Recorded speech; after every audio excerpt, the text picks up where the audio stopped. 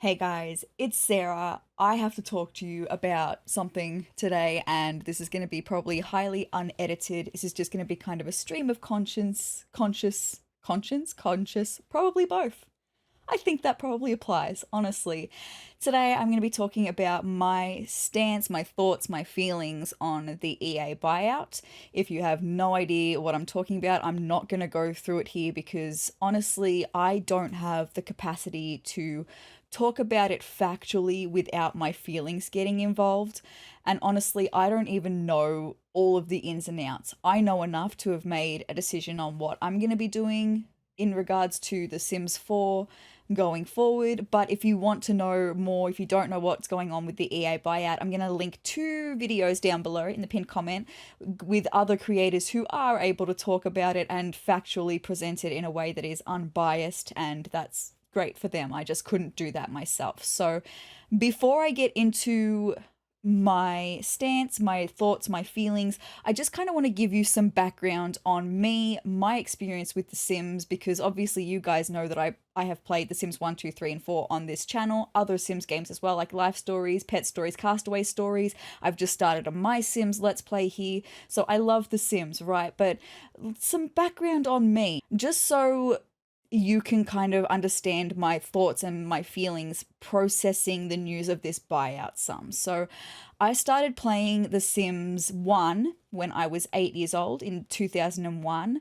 My dad came home with The Sims Deluxe Edition one day, and The Sims Deluxe Edition was really cool because it came with two gameplay discs. And on the second disc, there was The Sims Creator, which is kind of like basic custom content making for The Sims 1. You had all of the meshes available for clothing and hair and faces and stuff, and you could like paint on them, could put patterns on them, even upload photographs of like faces of people and stick them on a Sim's face. And I did that so often. First of all, I was a kid, so I was like, let me put my face on a Sim, right? So I did that, and then I did it for all of my family, so then I could build our house in The Sims 1 and play our family in The Sims 1, even though I could just live my life, right? Anyway, I also did it for all of the celebrity crushes that I had when I was a kid as well. So much fun, right? It's like the quintessential Sims journey. You've got to make a celebrity crush at least once. You got to make your actual crush at least once. Maybe that one's just me. I don't know. Anyway,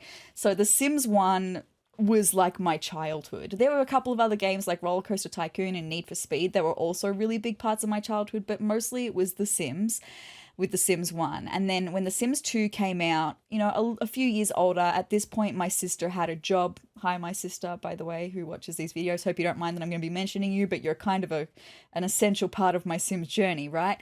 So my sister had a job at this point, so she was buying the packs. We didn't have all of the packs of The Sims 2. We had the base game, obviously, but then we had Open for Business, which I was not interested in The Sims 2 at all. I'm pretty sure we had seasons, but I don't think I explored all of the gameplay that came with seasons. I can't remember if we had pets or not. I feel like I would remember if we did, but maybe we didn't. I just can't remember because it was so long ago. But one pack I definitely know we had was The Sims 2 University, because it was my favorite pack. I used it in every single gameplay I did using The Sims 2 University. I loved that pack. It was so good, and it's still one of my favorite packs. It's probably my favorite university themed pack, even though we've had University Life in The Sims 3 and Discover University in The Sims 4. I just keep going back to The Sims 2 University as my favorite for its entire system, right? So that was The Sims 2, playing The Sims 2 on my janky little tiny little HP laptop. And then The Sims 3 came out, and when The Sims 3 came out, it would not work on my janky little HP laptop. But my sister, because she had a job, she had just upgraded from her janky little HP laptop to a desktop. So she bought The Sims 3 base game, and while she was at work, she let me play The Sims on her desktop. Thank you so much for doing that. I don't think that we had many of the Sims 3 packs until I got a job, and then I started buying them myself. So this was probably around 2011. That's when I started going heavy on the Sims 3 packs. I bought every single Sims 3 pack because I loved the whole game, but my janky little HP laptop still couldn't really run The Sims 3, so I upgraded to a better laptop. Not a desktop, but, you know, a better laptop that was able to run every single pack except for Island Paradise. I think that just kind of makes sense. If you know, you know, right? So playing The Sims 3 was kind of essential to me. I don't want to get too much into it because it'll probably make me cry. But during this time, life was pretty difficult. I was just out of high school and I didn't know what I was doing with my life, and I'd move away from where I'd grown up, and I was really lonely and didn't have friends and was really not doing well. And The Sims 3 was my escape, literal escape from all of the thoughts, all of the feelings. I could just play out my dreams in The Sims, right? The dreams that I'd had since I was a kid of being a singer. I could do that in The Sims 3 Showtime, and I did. I used to make my Sim self in The Sims 3 and then play through the entire singer profession in The Sims 3 Showtime until I got to the end, and then I would delete the save and start all over again and just do that over and over and over and over and over again. So when I tell you that The Sims has definitely seen me in the worst of my life and been a tool for me to get through that, 100%. But then it's also seen me through the best of my life as well. As you guys know, I started this YouTube channel playing The Sims 4 100 Baby Challenge. I started in 2019, but I had been playing The Sims 4 for years before that. But actually, with The Sims 4, I was a hater to begin with. I did not start playing The Sims 4 until I would probably say about a year and a half after release. So maybe sort of early 2016 to mid 2016 I started playing The Sims 4. Maybe it was a bit earlier, but just remember, if you're new to the community, or maybe not new to the community, but you weren't around when The Sims 4 was first released, there was no toddlers in The Sims 4. There were no pools in The Sims 4 upon the game's release. So those things were a big deterring factor. Also, I'd been playing The Sims 3, so I was used to the open world. I was used to cars. I was used to different graphics. For some reason back then, I thought The Sims 3 graphics were life-changing. They were pretty good for the time, but now I just kind of feel like they're a little bit potato. Even on like the highest settings, they just are kind of potato to me, but it's like charmingly potato, right? So it took me a really long time to warm up to The Sims 4, but when I did, I was all in and I bought all of the packs. It was a pleasure to just add more to this game. And I do think that The Sims 4 is probably my favorite Sims iteration, which I know is probably going to be a controversial topic. We are all entitled to our own opinions. I love 3. 3 had so much that we obviously don't have in The Sims 4, but I think as far as a game goes, like, I can live without the open world. I still wish we had cars to an extent, even if they were just like decorational to put in a driveway. And maybe teaching your teenage Sims to drive was like a rabbit hole. I would be fine with that. I still miss that though. But I do think that I love the quirk, the charm of The Sims 4. I love the graphic style of The Sims 4 now.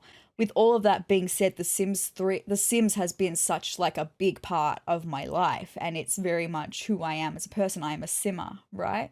I don't really play many other games. I mean, I like simulation games. I play Animal Crossing. I still play Roller Coaster Tycoon from time to time. And I love Mario Kart. But aside from that, like, The Sims is my main game and has been for all of my life, right? So with that being said, hearing the news of this buyout was really like hard hitting. I'd kind of been feeling for a while, a long time, that EA are pretty shady, and I had been feeling pretty shady about EA for a long time to begin with anyway. And just hearing this just kind of confirmed all of the shady feelings that I had been feeling around EA, right? So with that being said, one more thing I will mention just before I get into what I'm going to be doing, right? Because this is a Sims channel here, right? So I kind of need to tell you what I'm going to be doing going forward. But one more thing that I will mention, EA is not the Sims team. The amount of comments, like the thousands upon thousands of comments that I have seen from Simmers talking about the buyout, thinking that it's the Sims team that had anything to do with this buyout. No. Sorry, I'm going to get sassy with you for a minute, because no, honey, it's not. The one thing that I can be factual about in this video is that EA owns Maxis. Maxis is the studio that develops The Sims 4. So Maxis is the Sims team, right? EA owns the company Maxis. So it's EA that made this decision. The Sims team had nothing to do with it. The Sims team themselves are terrified by this decision. There are multiple petitions, even some from employees underneath EA to say, hey, we don't want this. We need to stop this, right? So the Sims team themselves had nothing to do with this. Be angry at them for other things like bugs, game-breaking bugs, the fact that kits are being released so frequently and it's becoming microtransactional. But again, even the microtransactional, that's not so much the Sims. That is definitely greedy corporate overlords, EA, telling them that they need to be making more money, right? So my point is there are other things to be upset at the Sims team about, but not the buyout. Do not direct your hate about the buyout towards them because they are terrified, okay? They are terrified, probably more so than we are because it's their livelihoods at stake. Okay, anyway, now that I've got that sass out of the way, I think you're detecting that I'm a little bit angry because my feelings towards the buyout, I'm angry, I am sad, I am scared, I am hurt, and I am betrayed. I feel betrayed. The amount of money, time, love, dedication that I've put into this franchise as a player, it feels like that's kind of just being thrown away. Like I do not stand with any of the, I can't even put it into words, honestly. Just everything that the parties that are buying EA stand for, I do not align with. None of it. I do not align with oppression in any form. So the last thing I will mention before my decision is where I stand as a creator in the Sims community, because I have been creating content since 2019. But with that being said, I have not been, nor will I ever be, a part of the EA creator program. I've never had a code. As far as I'm aware, the Sims team themselves have no idea that I am a person that even exists. I did apply to the EA creator program about a year ago, never heard anything back. So that was a big fat rejection. And I do think it was because I have a small community, right? My community was probably too small to be worthwhile for them. That's fine. I don't mind. No hate against that because I know we have a small community, but we're a strong one ourselves, right? So I just felt like I needed to share that with you because when it comes to the EA Creator Program, well, I was never a part of it. So it's not like I need to leave it because I was never a part of it to begin with. And furthermore, I'll be even more transparent with you. And this is really just to let you know that money is not a factor in this decision because I don't even make very much money from YouTube. I might make $500 to $600 a year from YouTube. So I might get $100 and some change from YouTube every 3 months, once every 3 months. So I really don't make very much money from this, which again, I'm not complaining because I don't do it for the money. I do it because I love The Sims, right? And I want to share it with you guys, right? So the reason I mention all of that, money is not a factor in my decision. I have a job outside of YouTube, a standard job that funds this whole channel, from buying Sims packs down to upgrading my PC, my microphone, my lights, my camera, so that I can have the best quality stuff to make these videos for you. But that's all funded by my job outside of YouTube, right? I have no monetary affiliation with EA or The Sims, except that I've invested thousands of dollars in buying Sims packs over the years. That's really the only investment that I have, right? The only monetary affiliation with them, right? So with that being said, my decision. I am not going to stop playing The Sims. I'm not going to stop playing The Sims here, but I am not going to buy any more packs of The Sims. Whether it be past or future, I'm not buying any more. The last pack that I bought was Adventure Awaits. I know that there's been a kit that's been released since then. I haven't bought it. I wasn't particularly interested anyway. So, yeah, not buying any more packs. And it's the right decision for me. I understand if it's not the right decision for everyone because everyone is different. Everyone experiences the feelings around the buyout differently. Everyone experiences The Sims differently. So there's absolutely no judgment from me on what you as a player decide to do or what anyone else as a player decides to do. I can only share with you what I'm going to be doing. And I hope that you will also extend the same courtesy, not just to me, but to all Sims creators, all Sims players, right? Do not judge anyone else for what they decide to do because we're all experiencing this differently with our own thoughts and with our own feelings, okay? And the last thing that all of us needs is judgment on what we're going to be doing, right? So I won't be buying any more packs going forward, but because I have spent thousands of dollars buying the Sims packs, I will continue playing the Sims with the packs I already own. I guess the last thing that needs to be said is just tying back to I was never a part of the EA Creator Program. Absolutely no shade to anyone who was, but I've never been gifted packs. Like I said, the Sims team don't know I exist, so I've never been gifted packs. I bought it all myself. So literally thousands upon thousands from the Sims 3 packs and the Sims 4 packs. I have spent thousands of dollars on these games, which is why I will continue to play them. Also, I love the gameplays that I have here, the Occult Baby Challenge, I love. And I know you guys do too. And I don't want to just abandon that, right? I still love The Sims 4 as a whole. I just can't support it monetarily anymore. And it's hard to even say that, right? Because obviously it's the right decision for me, but I feel like the wrong people are being punished. I feel like it's just the Sims team that are going to be punished. That it's not EA that's going to be punished, and it's EA that deserves that punishment, that deserves to not get the money. But I know deep down it's going to be the Sims team that suffer. And that's the thing that's really hard in making this decision for me. Like I said, it's the right decision. I stand by my decision because I can't funnel any more money to EA. I can't do that. It's complex, right? This whole thing is complex and the feelings around it are complex. And if you also have complex feelings, well, welcome to the club. It's not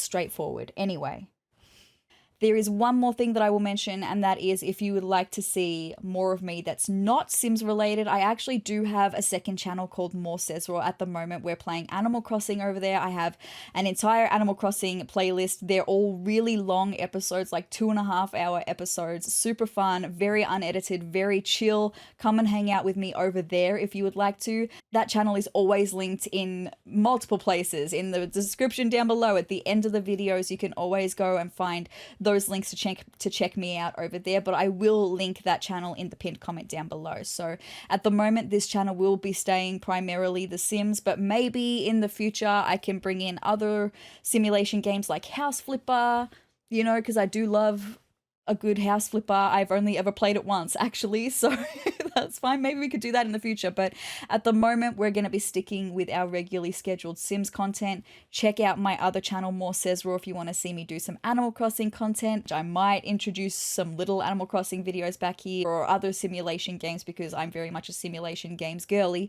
so maybe in the future, but at the moment, with the decisions that I've made right now, as things stand right now, which is literally the 1st of November that I'm recording this video of 2025, those are the decisions that I've made. I'm just going to go because I feel like I've gotten my point across and I feel like that's all that I need to say. And with that being said, I'm going to get back to making our regularly scheduled Sims 4 content with the packs that I already own because I'm not buying any more in the future. So I hope you're having a great day. I'm not going to do the usual sign out. I'm just going to go because this is not a normal video, right? So I hope to see you in the next video. Bye, guys.